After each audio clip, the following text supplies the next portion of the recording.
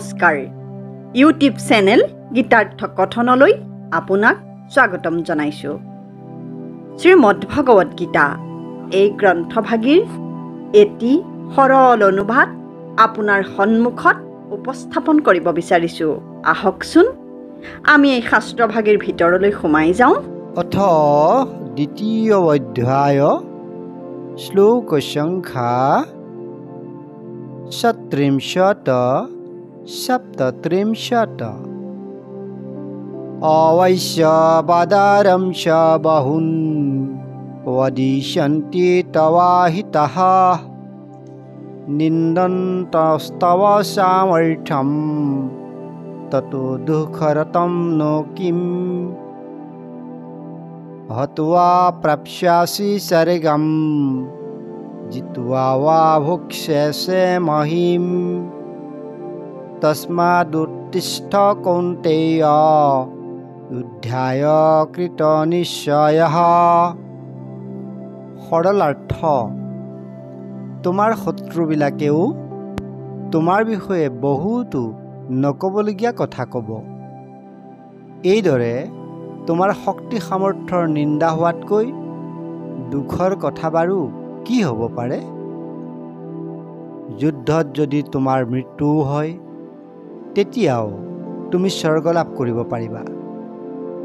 জয়লাভ কৰিলে পৃথিৱী ভোগ কৰিব পাৰিবা।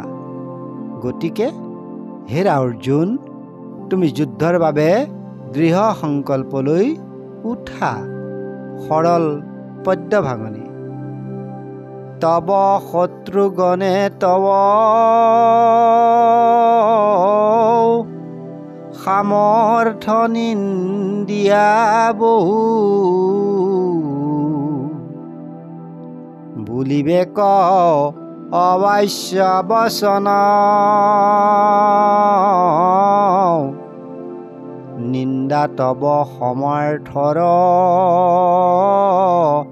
পৰে কিনো দুখতৰ থাকিবে ক আৰ কি কাৰণ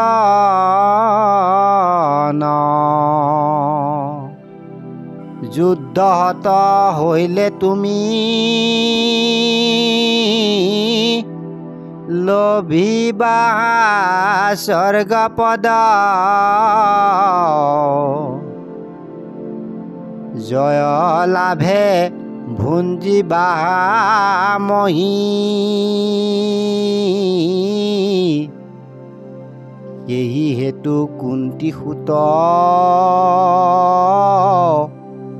হোৱাহে প্ৰস্তুত আবে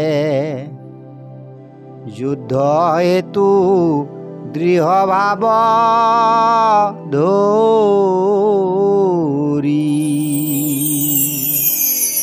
শ্লোক দুভাগৰ সৰল ব্যাখ্যা।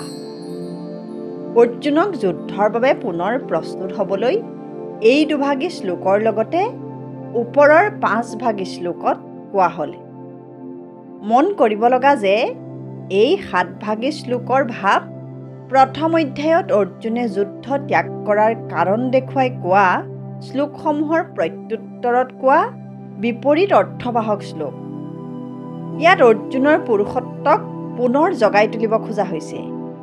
সেয়ে অৰ্জুনৰ অহংকাৰ ভাৱটোকে ভগৱানে জগাই দিছে, কাৰণ যুদ্ধখন হ'ব লাগিব। আৰু কোৱা হৈছে যে এই যুদ্ধৰ পৰা ক্ষতি একো নহয়। এই যুদ্ধত হাৰিলেও লাভ, জিকিলেও লাভ। অৰ্থাৎ ভাগ্যৰ বলতহে এনে যুদ্ধ লাভ কৰা যায়।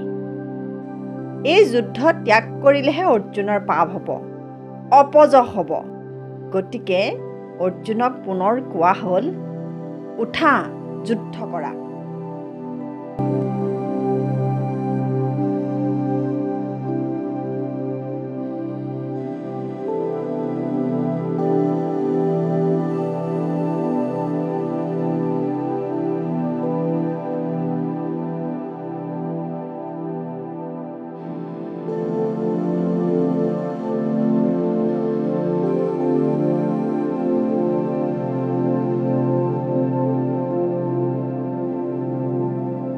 গতিকে পিছৰ ভিডিঅ'সমূহ পাই থাকিবলৈ আমাৰ চেনেলটো ছাবস্ক্ৰাইব কৰি বেল বুটামটো টিপি থ'ব আৰু লাইক কমেণ্ট শ্বেয়াৰ কৰিবলৈ নাপাহৰিব। ধন্যবাদ।